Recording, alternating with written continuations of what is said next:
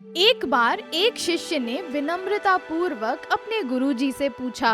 गुरुजी, लोग कहते हैं कि जीवन एक संघर्ष है, कुछ अन्य कहते हैं कि जीवन एक खेल है और कुछ जीवन को एक उत्सव की संज्ञा देते हैं। गुरुजी ने तत्काल बड़े ही धैर्य पूर्वक उत्तर दिया। पुत्र, जिन्हें गुरु नहीं मिला उनके लिए जीवन एक संघर्ष है। जिन्हें गुरु मिल गया उनका जीवन एक खेल है और जो लोग गुरु द्वारा बताए गए मार्ग पर चलने लगते हैं, मात्र वे ही जीवन को एक उत्सव का नाम देने का साहस जुटा पाते हैं। ये उत्तर सुनने के बाद भी शिष्य पूरी तरह से संतुष्ट न था। गुरुजी को इसका आभास हो गया। वे कहने लगे, लो, तुम्हें इसी संदर्भ में एक कहानी सुनाता हूँ। ध्यान से सुनोगे तो स्वयं ही अपने प्रश्न का उत्तर पा सकोगे। उन्होंने जो कहानी सुनाई वो इस प्रकार थी। एक बार की बात है कि किसी गुरुकुल में 3 शिष्यों ने अपना अध्ययन संपूर्ण करने पर अपने गुरुजी से ये बताने के लिए विनती की कि उन्हें गुरु दक्षिणा में उनसे क्या चाहिए।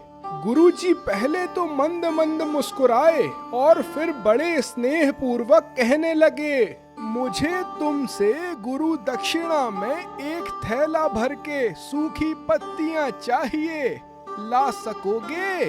वे तीनों मन ही मन बहुत प्रसन्न हुए, क्योंकि उन्हें लगा कि वे बड़ी आसानी से अपने गुरुजी की इच्छा पूरी कर सकेंगे। सूखी पत्तियां तो जंगल में सर्वत्र बिखरी ही रहती हैं।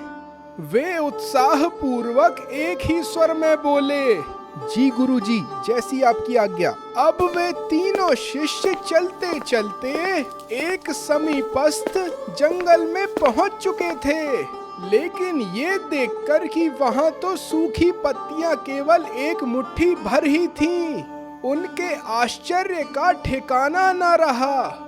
वे सोच में पड़ गए कि आखिर जंगल में कौन सूखी पत्तियां उठाकर ले गया होगा। इतने में ही उन्हें दूर से आता हुआ किसान दिखाई दिया। वे उसके पास पहुंचकर उससे विनम्रता पूर्वक याचना करने लगे कि वो उन्हें एक थैला भर के सूखी पत्तियां दे दे।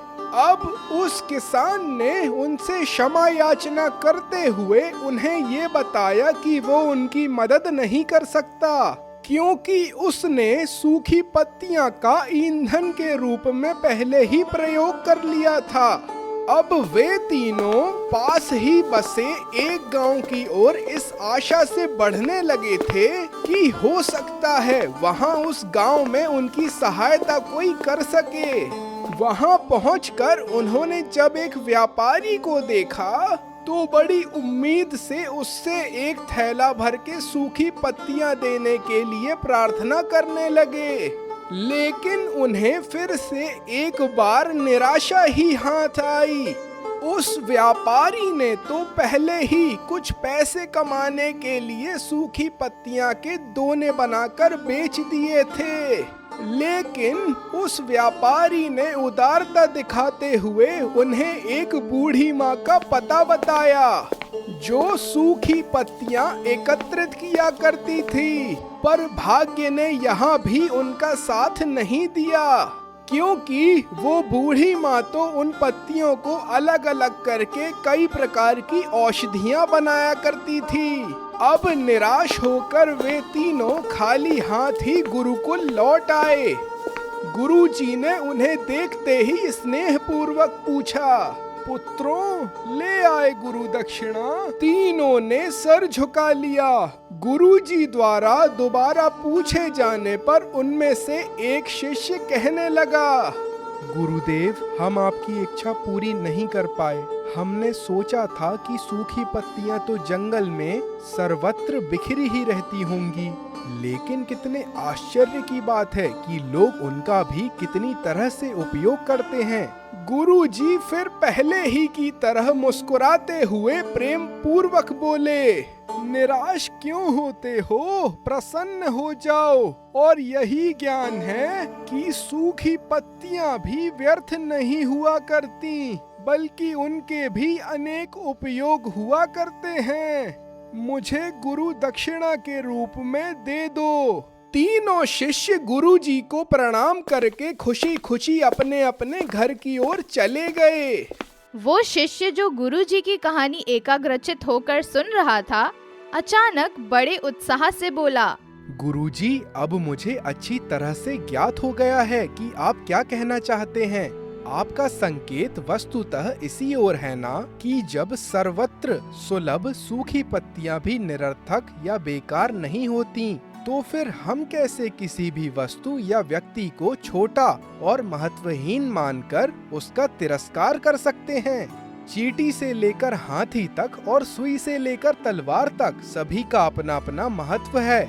गुरु जी भी तुरंत ही बोले, हाँ मेरे पुत्र, मेरे कहने का भी यही तात्पर्य है कि जब हम किसी से मिलें तो उसे यथा योग्य मान देने का भरसक प्रयास करें, ताकि आपस में स्नेह, सद्भावना, सहानुभूति एवं सहिष्णुता का विस्तार होता रहे और हमारा जीवन संघर्ष के बजाय उत्सव बन सके।